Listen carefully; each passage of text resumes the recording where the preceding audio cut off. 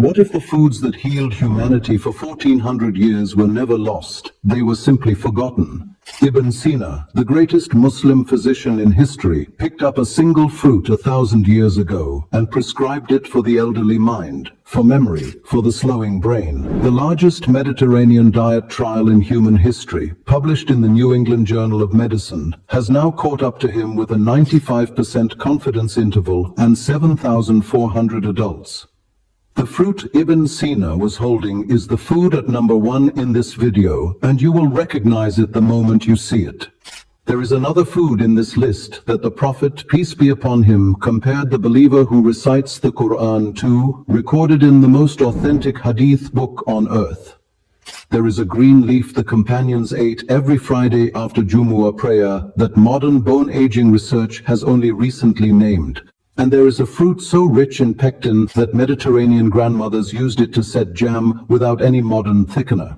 By the end of this video, you will know 15 Sunnah-anchored foods that classical Muslim physicians prescribed for the heart, the brain, and the slowing of the body, and that modern peer-reviewed science has now confirmed. Stay until the end. Number 1 will leave you with goosebumps. Number 15. Endive, in Arabic, Hindiba. Now before I begin, I want to be straight with you about something you may have already heard. You will find teachers quoting a famous hadith on Hindiba that says every leaf of it is covered with a drop of water from paradise. That hadith has been graded fabricated by Sheikh al-Albani and the leading hadith scholars of the modern era. So we are not anchoring on that. What we have is something stronger. Ibn al-Qayyim al-Jawziyya in al-Tib al-Nabawi dedicates a substantial entry to Hindiba without ever claiming a Sahih hadith. He prescribes it for the liver, for digestion, for cooling the constitution. And the modern microbiome literature has matched him. Chicory and endive carry inulin, the prototypical prebiotic fiber. A 2021 paper in the journal Nature Metabolism, drawing on data from thousands of adults across multiple cohorts, documented that a more diverse gut microbiome predicts healthy aging itself. Hindiba feeds the bacteria that keep the aging body working. The fabricated hadith failed the chain. The plant did not fail the lab. Number 14. Quince, in Arabic, safarjal. Same honesty rule applies here. You may have heard the hadith narrated through Talha, may Allah be pleased with him, that quince strengthens the heart and refreshes the chest. That narration is recorded in Sunan Ibn Majah, but it has been graded weak by Sheikh al-Albani, so we are not anchoring on it. What we have is Ibn Sina in the Canon of Medicine, who dedicates an entry to safarjal for the heart, for the stomach, and for the chest. And what the modern food chemistry literature has now documented is striking. Quince has one of the highest natural pectin contents of any common fruit, which is why Mediterranean grandmothers for 1,000 years have set jams and jellies with quince without any added thickener.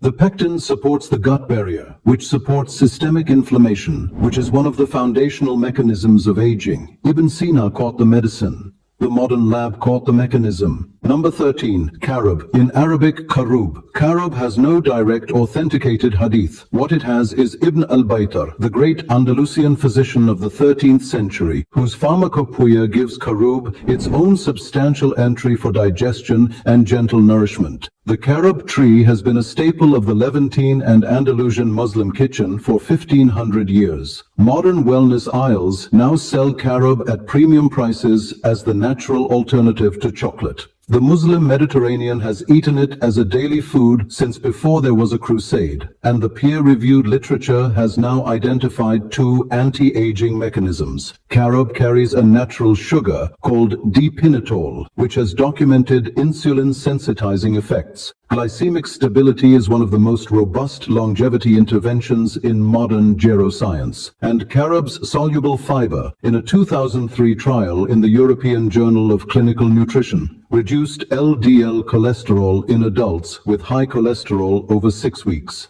The molasses your great-grandmother boiled down from carob pods was working medicine, not folklore.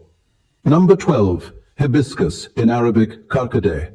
Picture a tall glass of deep crimson liquid, brewed hot in winter and chilled in summer, drunk in every household from Cairo to Khartoum for centuries. That is karkadeh, the Egyptian and Sudanese national drink. There is no direct Sahih hadith on it, but Ibn al-Baytar, who lived in Andalusian Egypt, gave karkade its place in his pharmacopoeia, and the cardiology journals have now produced serious weight behind it. A 2022 systematic review and meta-analysis published in the Oxford Journal Nutrition Reviews examined multiple randomized controlled trials of hibiscus on blood pressure. The result was a statistically significant reduction in both systolic and diastolic blood pressure. The mechanism is that the anthocyanins in hibiscus, called delphinidin and cyanidin sambubiosides, inhibit angiotensin-converting enzyme. That is the same molecular pathway that prescription blood pressure medications act on. The Egyptian grandmother's daily drink, the drink the pharaohs left to the Muslims, and the Muslims handed to modern cardiology. Number 11. Beetroot. In Arabic, shamandar. Ibn al-Baytar's Pharmacopoeia gives shamandar an entry. The Mediterranean Muslim cuisines, the Maghrebi, the Andalusian, the Levantine, have eaten red beet for centuries, and the vascular literature has now produced one of its most replicated findings on this single vegetable. Beetroot is the highest dietary source of inorganic nitrate. Your body converts that nitrate through the nitrate-nitrite-nitric oxide pathway into nitric oxide. Nitric oxide is the master vasodilator. As we age, our endothelial cells produce less of it, and our arteries stiffen. A 2008 study in the journal Hypertension showed beetroot juice reduced systolic blood pressure by about 10 millimeters of mercury in healthy adults within hours. A 2013 study in the journal Nitric Oxide documented improved cerebral perfusion in elderly subjects. The red beet your grandmother roasted in her oven was doing molecular work the lab had not yet named. If this video is teaching you something tonight, do me one small favor. Tap subscribe and tap the bell so the next videos in this series reach you. We are counting down the most overlooked anti-aging foods of the entire Sunnah and Tib tradition. And the next 10 include the food the Prophet, peace be upon him, compared the believer who recites the Quran to the leaf the companions ate every Friday, and the fruit Ibn Sina held in his hand when he wrote his single most quoted anti-aging line. Stay with us. Number 10. Mulberry. In Arabic, tut.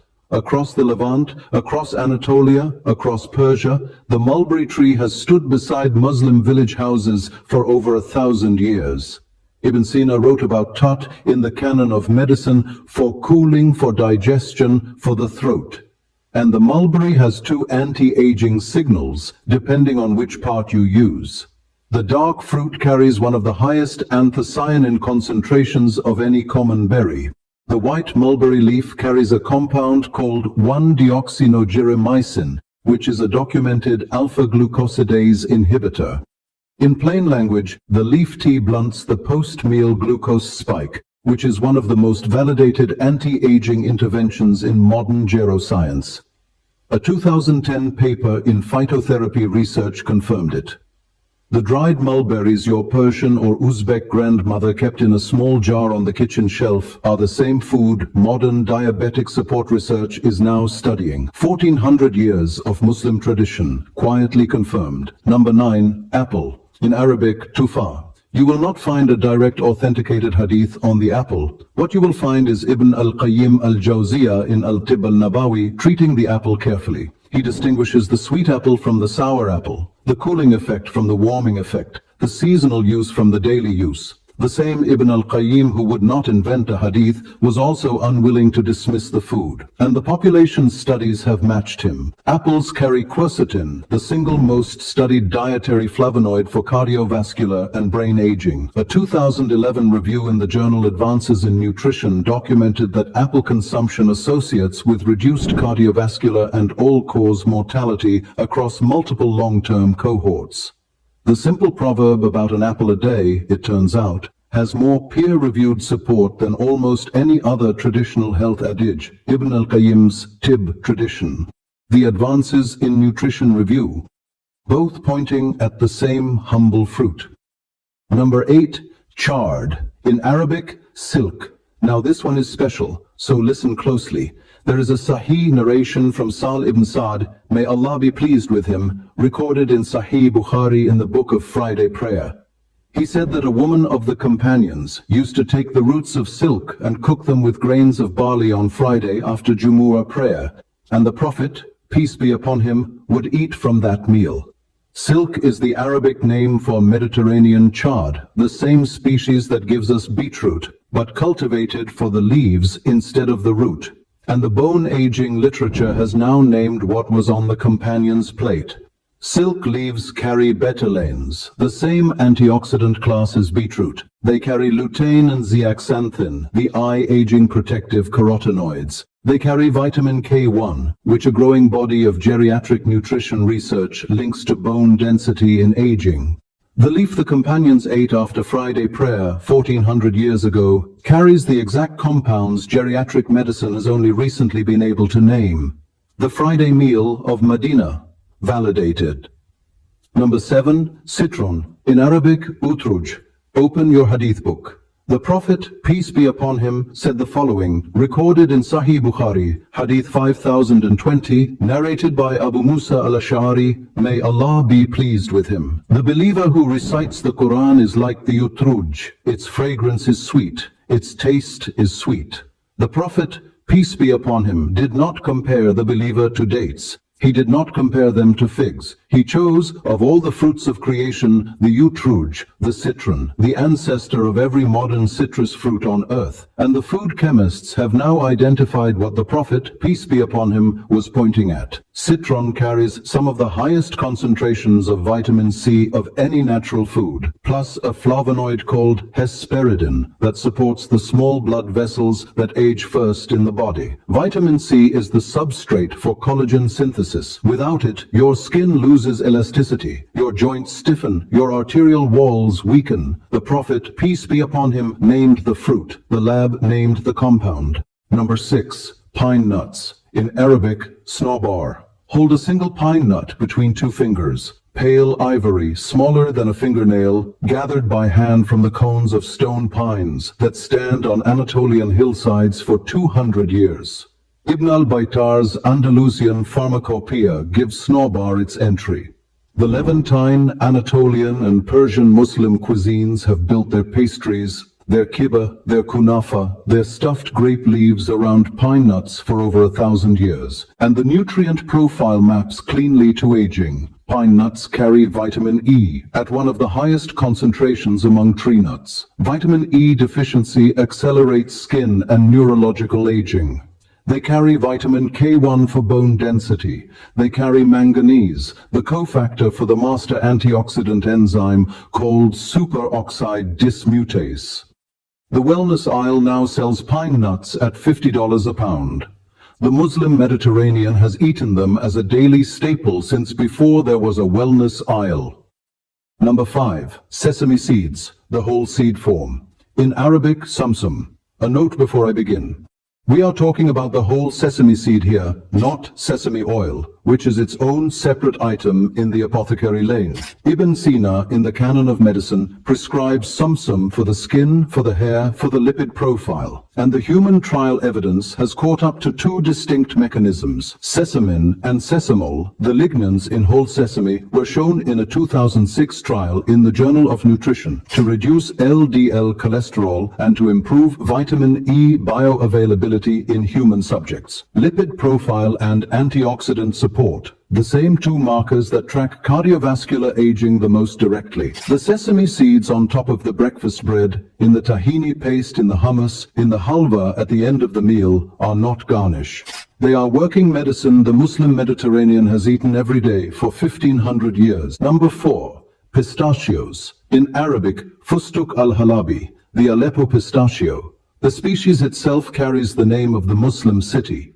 Aleppo, in northern Syria, has been the world capital of pistachio cultivation since the early Islamic period. The Aleppo pistachio, Fustuk al-Halabi, is named in every classical Arabic medical text. Ibn Sina's Canon, Ibn al-Baytar's Pharmacopoeia, the Andalusian Maghrebi tradition, all give it a place. And here is what the lab has measured. Pistachios carry, among tree nuts, one of the highest concentrations of lutein and zeaxanthin. These are the eye-aging protective carotenoids that the lens and the macula of the human eye selectively concentrate. Macular degeneration is the #1 cause of vision loss in seniors. A 2015 trial in the British Journal of Nutrition confirmed pistachio consumption also supports cardiometabolic markers. The single nut that Aleppo built a city around, working eye and heart medicine for 1,000 years. Number 3, yogurt. In Arabic, zabadi or laban raib. A note before I begin.